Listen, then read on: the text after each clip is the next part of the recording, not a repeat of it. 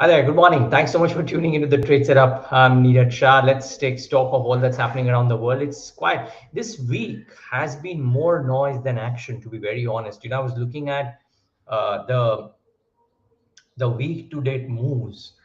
The S&P 500, with all this noise, has corrected 1.4%. The Nifty has corrected 40 points from Monday's open until Thursday's close. So much of noise. Of course, it's been a truncated week, but so much noise around Jackson Hole, yields, etc. The market is not budged. It's not gained, but it's not corrected either. So keep that in mind. Anyways, the global roundup, the Japanese yen has slumped past the key psychological level of 140 per dollar, which is big. Now, for the longest time, and Mihir Vora of Max Life wrote a very nice thread some days back on the impact of what could happen and how Japanese yen is something that everybody is watching out for. So keep in mind, I mean, I can't describe the whole thing currently. There's too less time, but it's a very interesting thread to monitor. So do go to his Twitter timeline and try and read it. He tweets a lot, so must be a few days back, but you can get it. The founder of Taiwanese chip maker United Microelectronics outlined plans to fund military training for millions of civilian warriors. Are we at the cusp of what, something devastating or something not that great happening between China and Taiwan? It's something that the world can do without, but let's wait and watch. It's something that certainly Taiwan can do without, and maybe even China can do without. Let's wait and watch. The Starbucks has appointed Reckitt chief Lakshman Narasimhan as the new CEO. One more Indian taking center stage at a large global corporation. Pretty interesting. Let's wait and watch. By the way, Virat has dug out that thread from Mihir Vora. So just FYI, in case you guys want to, you're amazing.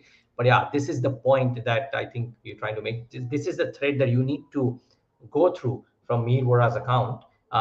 Let me just read out. It was put out on June 21st. So in case anybody wants to understand the importance of what could happen to the Japanese yen and some reversals of policy and the impact on world markets, it's a very interesting thread to watch out for. June 21st. Remember, you can scroll to that date.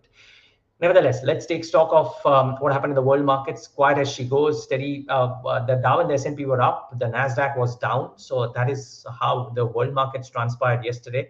The yields would have moved up a bit. The dollar index might have moved up a little bit. Let's wait and watch. At 3.26. So yes, certainly. I mean, down 0.07 basis points currently at 730, but otherwise is marginally higher. The yield, the dollar index at 109.5 at a really high level. The 2-year yield apparently is the highest level that it's been in a really long time. Risk at Bitcoin just about 20 or 1,000. Oil too fairly flattish, bounce back a little bit from those low levels, but nothing too dramatic out there. So that's what the world markets are up to, if you will. Like I said, the 2-year treasury topped about 3.5%, which is the highest level since November 2007. The SGX Nifty indicates a flattish start currently. So, well, let's wait and watch how this shapes up.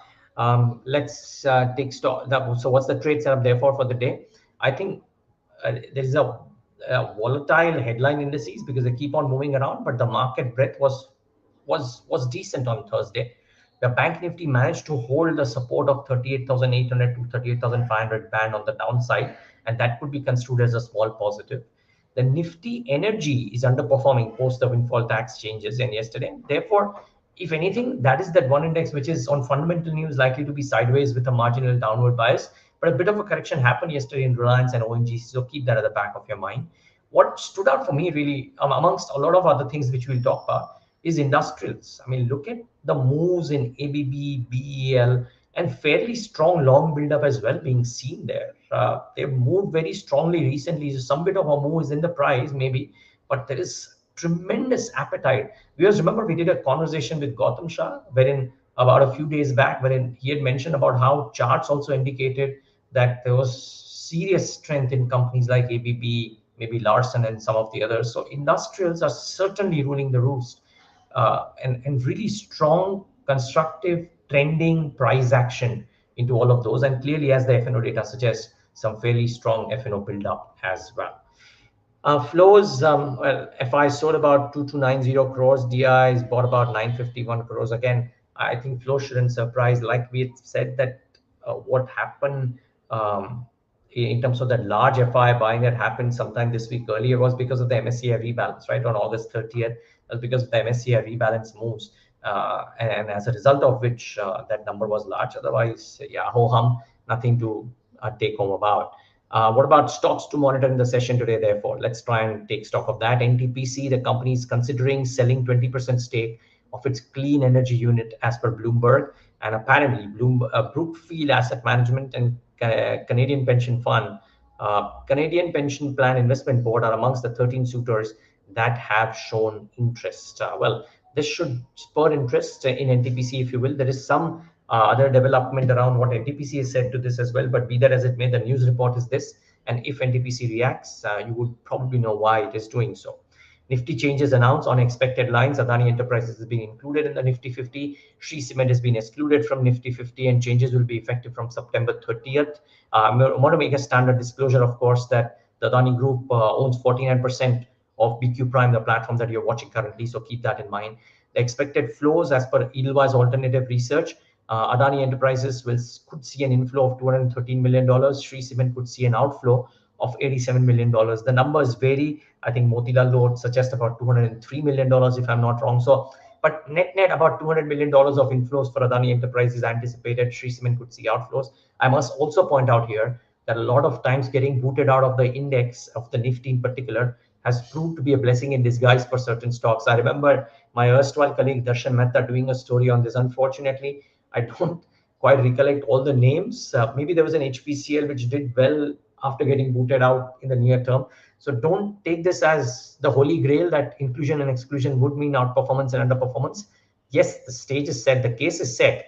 But in the case of Adani Enterprises, remember the stock has also moved quite a bit already. So bear that in mind. Having said that, from a longer term perspective, inclusion in the benchmark index is certainly a positive, right? Because all passive ETFs would have to make an allocation. I think uh, benchmark index funds, even forget global, even local, uh, which have to take an allocation to Nifty 50 stocks in that same order, who hitherto might have not taken exposure to enterprises, might take, and who have taken exposure to Shree Cement might have to move out of that. So all of that will happen. So keep that at the back of your mind. GMR Power approves fundraising of up to about 3,000 crore rupees. Yesterday, they sold stake, right, in that Indonesian entity, and the expectation was that this stock will do well. Somehow it ended lower, and GMR Infra ended higher. Now there's a fundraising that is also there, and a large one at that. So interesting, but power companies typically keep on raising monies. That's the nature of the business. So be mindful of that. But I don't quite know if this stock reacts unduly again today. But yeah, keep this news at the back of your mind. Sector in focus, PSU banking stocks, I thought was interesting simply because while there might have been price action yesterday, it was not backed by interesting delivery-based buying. So Nifty PSU Bank outperformed. The gains were yesterday. That is, gains were led by BOB and Canara Bank, both Bob and Can Bank. The OI was up less than 1%. Imagine, and the delivery volumes were 10% lower than the weekly average. So it was not that there's high delivery percentages for both Bob or Can Bank. Even for SBI, by the way, it's just 2.5% away from its all-time high price. But the delivery percentages were at 32% versus 39% weekly average. So keep in mind that there was outperformance yesterday, but it's not backed by strong delivery-based buying. So you want to be mindful of that. There is a recommendation from MK Alternative Research on Quick Heal Technologies, which is what we're bringing for you today. Do let us know in comments if you indeed like such stuff. We will try and get whatever brokerages are recommending, of course. So they are saying that buy and tender in the open or in the offer period. The premium over the offer price stands at 38.7%, and the minimum acceptance for the non-retail segment is at 9%. So acceptance during the May 21 buyback for the stock was 72%. This time too, they believe that the acceptance shall increase, making this opportunity attractive. The tendering for the period should begin in the first week of October to 2022. So if you are in the game, which can monitor and track this very closely, knows how to do this very well, then there is some arbitrage option out here as per MK Alternative Research, and seems logical. So be mindful of that. Dodla Dairy is interesting simply because smart investors have bought into it. White Oak, not only in the mutual fund but also in the equity funds, have bought it. I think they kind of mirror things per se, but maybe I'm wrong. But here's what's happened. White Oak Emerging Markets Equity Fund bought about 7,700 shares. White Oak India Equity Fund bought about 1 lakh shares, and White Oak Capital Mutual Fund bought about 1.96 lakh shares into Dodla Dairy. Plutus also bought a little bit, some others bought a little bit, but yeah. So watch out for Dodla Dairy. It was a large block yesterday, a reasonably large block yesterday for the company of its size and their liquidity. But yeah, you never know, might be active. Nomura has come with a note on PHEL. They've upgraded the stock to a neutral. The target price has been raised to 65 rupees. They believe that improved thermal capex prospects are lingering peak deficits, even if legacy challenges persist. They have cut the EPS by 15% to factor in margin pressure, but they anticipate a potential revival in thermal ordering. Essentially, the ordering pipeline moving up is what leads Nomura to be bullish on BHEL. Anything else that I've missed? Let me just look at some other updates that we get. So Confidence Petroleum, there's a board meet on 6 September to consider a preferential issue of shares. So watch out for Confidence Petro. And I think Antique has initiated coverage on Patanjali, the very stiff price target of 1725. So do watch out for that as well. Yeah, viewers, I think that's about it. So that's the long and short of what happened in the markets. Before we wrap up, though, I'd like to put out what stood out for me. Jeremy Grantham has been sounding warning signs 2 or 3 times in the last 2 or 3 years. But this is a very scary note that he's written. He says we are entering the final act of the super bubble. He says that the previous so therefore he calls this move a super bubble. He says that the previous super bubbles saw a much worse subsequent economic outlook if they combine multiple asset classes, which is housing and stocks, as was the case in Japan in 1989 or globally in 2006, or if they combine an inflation surge and rate shock with a stock bubble, as was in 1973 and elsewhere.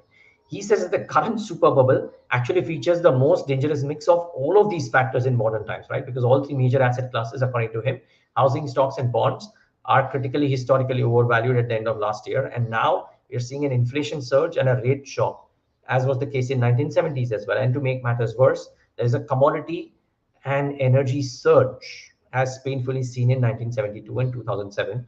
And he says that these commodity shocks have always cast a long growth suppressing shadow.